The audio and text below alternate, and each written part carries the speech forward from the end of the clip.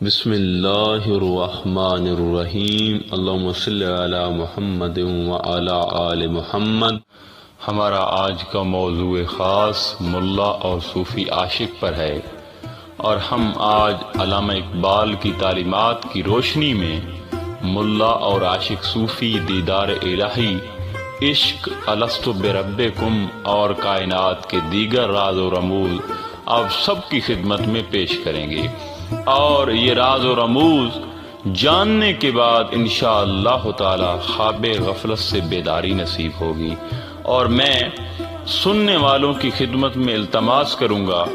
کہ ویڈیو کو مکمل دیکھیں، کیونکہ اس ویڈیو کے ایک ایک لفظ میں بہت گہرائی اور اسرار و رموز ہیں، اور میں نہیں چاہتا کہ میرے سننے والے ان راز و رموز اور حقائق سے محروم رہیں۔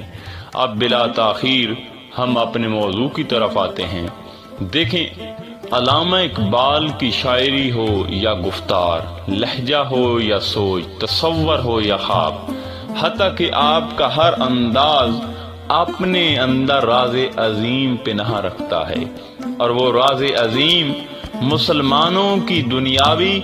اور اخروی کامیابی سے مربوط ہے۔ آپ رحمت اللہ علیہ کبھی نوجوان نسل کو ان کے اسلاف کی عظمت یاد دلا کر از خواب گراں خیز کا پیغام دیتے نظر آتے ہیں، تو کہیں انہیں شاہین جیسی صفات اپنے اندر اجاگر کرنے کا درس دیتے ہیں۔ آپ کہیں امت مسلمہ کو خودی کا رازداں بننے کی تلقین کرتے ہیں، تو کہیں جنت اور حور و قصور کی طلب سے اپنے باطن کو پاک رکھنے کی طرف راغب کرتے ہیں۔ الغرض آپ کا ہر انداز امت مسلمہ کی خیر اور بھلائی کے جذبے سے معمور ہے۔ محترم سامعین، آپ کے انداز بیان میں دو مختلف قوتوں یا کرداروں کا حسین تقابل بھی نظر آتا ہے، اور یہ آپ کی اعلیٰ تخلیقی، فنی اور تخیلاتی قابلیت کو ظاہر کرتا ہے، جیسا کہ عشق اور عقل کی تکرار، طالب زر اور طالب مولا کی تفریق، زہد اور رندی کا کردار، دنیا و عقبہ کا تقابل، ملا اور صوفی کا اختلاف، اور اسی طرح کے دیگر موضوعات ہیں۔ محترم سامعین، ہم آج کے اس موضوع میں ڈاکٹر علامہ محمد اقبال کا نظریہ ملا اور صوفی عاشق کو زیر بحث لا رہے ہیں۔ دیکھیں سامعین، آپ رحمت اللہ علیہ کے نزدیک ملا سے مراد ایسے اہل شریعت حضرات ہیں جن کی عبادت اور ریاضت کا مقصود فقط نعمت اور بہشت کو پانا ہے، اور یہ لوگ ظاہر میں تو شریعت کا لبادہ اوڑھ لیتے ہیں، لیکن باطن میں راہ فقر اور تصوف پر گامزن نہیں ہوتے، اور نہ ہی اپنے باطن کو خودی کی پہچان سے روشن کرتے ہیں۔ اور یہ ملا دنیا کو دکھانے کے لیے لمبی لمبی نمازیں پڑھتے ہیں، اور روزہ و چلہ کشی جیسے عمل میں مصروف رہتے ہیں، مگر یہ عشق الہی اور دیدار الہی کی راہ سے کوسوں دور ہوتے ہیں۔ علامہ اقبال رحمت اللہ علیہ نے بانگے دارا میں اپنی نظم زہد اور رندی میں ایسے ہی ملا کے کردار پر روشنی ڈالی ہے۔ آپ فرماتے ہیں، ایک مولوی صاحب کی سناتا ہوں کہانی، تیزی نہیں منظور طبیعت کی دکھانی۔ شہرا تھا بہت آپ کی صوفی منشی کا، کرتے تھے ادب ان کا عالی و ادانی، کہتے تھے پناہ ہے تصوف میں شریعت، جس طرح کے الفاظ میں مضمر ہوں مانی۔ لبریز میں زہد سے تھی دل کی سراہی، تھی تہ میں کہیں درد خیال ہمدانی، کرتے تھے بیان آپ کرامات کا اپنی، منظور تھی تعداد مریدوں کی بڑھانی۔ محترم سامعین، اس کلام میں علامہ محمد اقبال صاحب نے امت مسلمہ کو خبردار کر دیا ہے کہ ایسے لوگوں کے چنگل میں نہ پھنسیں جن کا مقصد مریدین کی تعداد میں اضافہ کرنا ہو، تاکہ وہ زیادہ مرید ہو جائیں ان کے پاس اور زیادہ ان کو نذرانے ملیں۔ اور آپ فرما رہے ہیں کہ یہ ملا نما پیر اللہ کی ذات کے لیے عبادت اور ریاضت نہیں کرتے بلکہ اپنی دنیا کو سنوارنے کے لیے اور آخرت میں جنت حاصل کرنے کے لیے کرتے ہیں۔ اور علامہ محمد اقبال صاحب اپنے ان اشعار کے ذریعے امت مسلمہ کو منع فرما رہے ہیں کہ ایسے ملا اور پیروں کی بیعت میں نہ آئیں اور ان پہ یقین نہ کریں جن کا منشور اور مقصود بھی یہی ہے کہ مریدوں کی تعداد بڑھ جائے تاکہ نذرانے زیادہ مل سکیں۔ محترم سامعین، اس کے برعکس عاشق صوفی جو اللہ کا سچا عاشق اور طالب ہوتا ہے، دیکھیں اس کی ہر عبادت اور ریاضت کا مقصد صرف قرب اور دیدار الہی ہوتا ہے۔ اس کے لیے دنیا اور آخرت کی کامیابی سے مراد جنت میں عیش و عشرت، حور و قصور، دودھ کی نہریں اور دیگر نعمتوں کو پانا نہیں ہوتا، بلکہ اس کے نزدیک تو یہ سب کچھ سوداگری ہے، ایسا سودا جس میں بندہ اپنی عبادت کے اور جنت کی نعمتیں تو پا لیتا ہے لیکن حقیقی نعمت جو دیدار الہی ہے اس سے محروم رہتا ہے۔ لہذا جو صوفی عاشق ہوتا ہے اس کا جو مقصود ہوتا ہے وہ رب کو پانا ہوتا ہے۔ اس کا یہ مقصد نہیں ہوتا کہ میرے مریدوں کی تعداد بڑھ جائے اور مجھے نذرانے ملیں یا مجھے جنت ملے، نہیں، وہ ان چیزوں سے بے نیاز ہوتا ہے۔ علامہ محمد اقبال رحمت اللہ علیہ بانگ دارا میں فرماتے ہیں، سوداگری نہیں یہ عبادت خدا کی ہے، اے بے خبر جزا کی تمنا بھی چھوڑ دے، وائز کمال ترک سے ملتی ہیں یا مراد، دنیا جو چھوڑ دی ہے تو عقبہ بھی چھوڑ دے، جس کا عمل ہے بے غرض اس کی جزا کچھ اور ہے، حور و خیام سے گزر بادہ و جام سے گزر۔ محترم سامعین، جو شخص دنیا اور آخرت میں محض طالب دیدار ہے اس کے متعلق علامہ اقبال پیام مشرق میں فرماتے ہیں، ہست این میکدا و دعوت عام است انجا، قسمت بادہ بنداز جام است انجا۔ مطلب کہ یہ دنیا ایک میکدا ہے اور ہر کسی کو لذت دیدار کی دعوت عام ہے،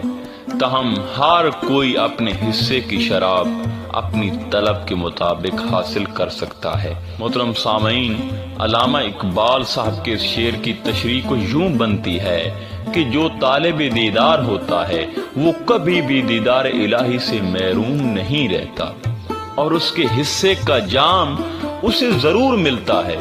اور اس کے حوصلے بس جمع ہونے چاہیے، مگر شرط یہ ہے کہ جتنی اس کی طلب ہے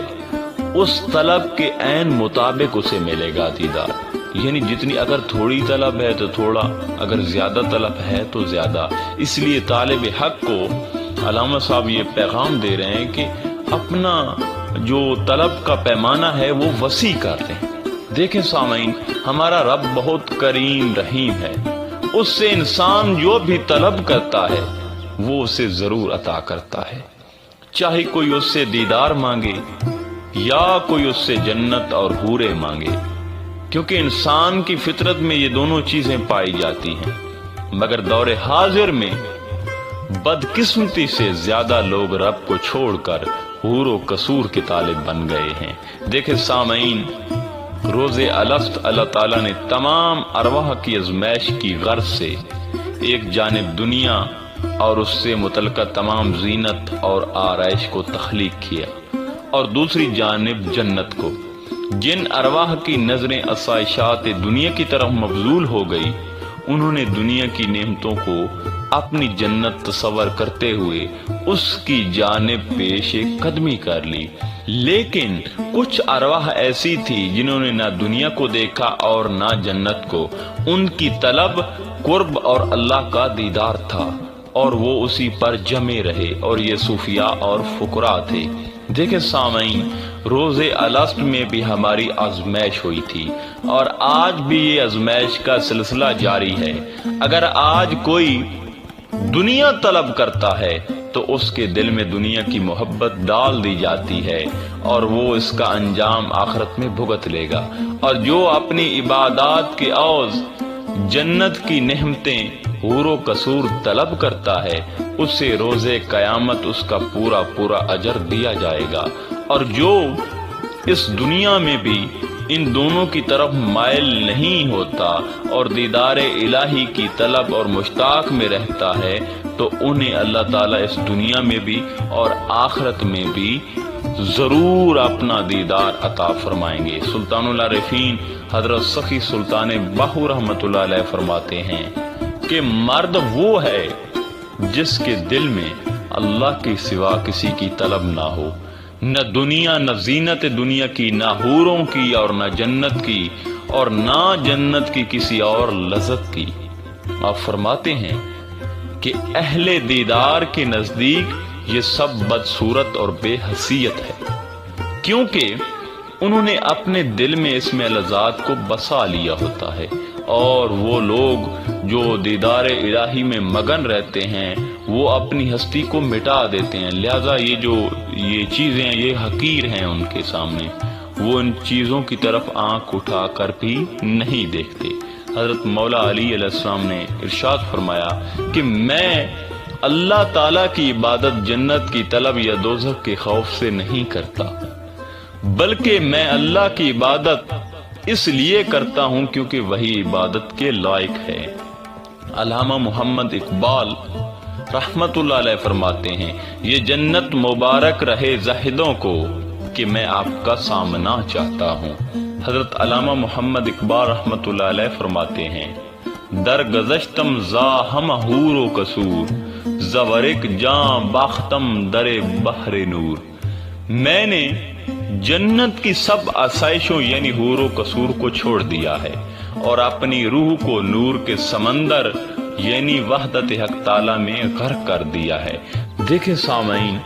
تمام صوفیاء کرام کے نزدیک یہی وصال حق ہے کہ بندہ دنیا اور عقبہ دونوں کی خواہشات سے بالکل الگ ہو جائے اور وصال الہی کی نعمت کو پا لے۔ دیکھیں محترم سامعین، گزشتہ اشعار میں علامہ محمد اقبال نے ملا اور صوفی کی پسند واضح کر دی ہے اور یہ بتا دیا ہے کہ صوفی عاشق اپنے محبوب کی عشق میں جلتا رہتا ہے اور اسے جنت، حور و قصور اور لوگوں پر فتوے لگانے کا ہوش تک نہیں رہتا، جبکہ ملا کا فتویٰ اور جنت کے علاوہ کوئی کام نہیں ہوتا۔ دیکھیں سامعین، اسلام وہ دین ہے جو ہر قسم کی فرقہ پسندانہ سوئی سے پاک ہے اور جس میں رنگ و نسل کے تعصب کی گنجائش نہیں ہے، لیکن ہمارے ہاں رویہ اس سے یکسر مختلف ہے کہ ہر کوئی اپنے فرقے کو دوسرے سے بلند جانتا ہے اور دوسرے پر کفر کا فتویٰ لگانے میں مصروف رہتا ہے۔ اس لیے علامہ اقبال رحمت اللہ علیہ ملائی کلچر کو یہ باور کرواتے ہوئے ارشاد فرماتے ہیں کہ وہ اس قسم کی فرقہ پرستی اور زہر پرستی کا قائل نہیں ہے، اور لوگوں کو بھی آپ یہ نصیحت دے رہے ہیں کہ آپ بھی اس فرقہ پرستی سے باہر آ جائیں۔ آپ فرماتے ہیں کہ نہ فلسفی سے نہ ملا سے ہے غرض مجھ کو، نہ فلسفی سے نہ ملا سے ہے غرض مجھ کو، یہ دل کی موت وہ اندیشہ و نظر کا فساد۔ پھر آپ فرماتے ہیں اے مسلمان اپنے دل سے پوچھ ملا سے نہ پوچھ، اے مسلمان اپنے دل سے پوچھ ملا سے نہ پوچھ، ہو گیا اللہ کے بندوں سے کیوں خالی حرم۔ پھر آپ فرماتے ہیں الفاظ و معنی میں توافت نہیں، لیکن ملا کی اذاں اور مجاہد کی اذاں اور۔ اب مزید فرماتے ہیں تیری نماز میں باقی جلال ہے نہ جمال، تیری نماز میں باقی جلال ہے نہ جمال، تیری اذاں میں نہیں ہے میری سحر کا پیام۔ دیکھیں سامعین، ابھی کل کی بات ہے کہ اقوام عالم میں مسلمانوں کی کامیابی کی سب سے بڑی وجہ ان کا توحید حق تعالیٰ پر یقین اور ایمان تھا، لیکن آج ہماری شمشیروں میں وہ کھنک نہیں جس سے دشمن کے دل لرز جاتے تھے۔ کل ہو اللہ کی شمشیر سے خالی ہے نیام، کل ہو اللہ کی شمشیر سے خالی ہے نیام، اس راز سے واقف ہے نہ ملا نہ فقیہا۔ محترم سامعین، بدقسمتی سے ہم دین حق کو چھوڑ کر کسی اور کی پیروی میں مگن ہیں۔ ہم فقط دین اسلام کے نام سے واقف ہیں،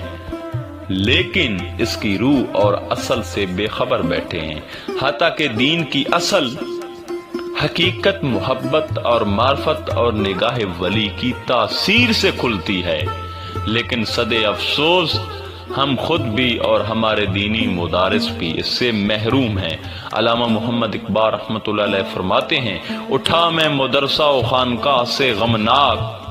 اٹھا میں مدرسہ و خانقاہ سے غمناک، نہ زندگی نہ محبت نہ معرفت نہ نگاہ۔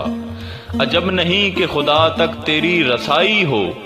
عجب نہیں کہ خدا تک تیری رسائی ہو، تیری نگاہ سے ہے پوشیدہ آدمی کا مقام۔ دیکھیں محترم سامعین، انسان کو اپنی حقیقت سے آگاہ ہونے کے لیے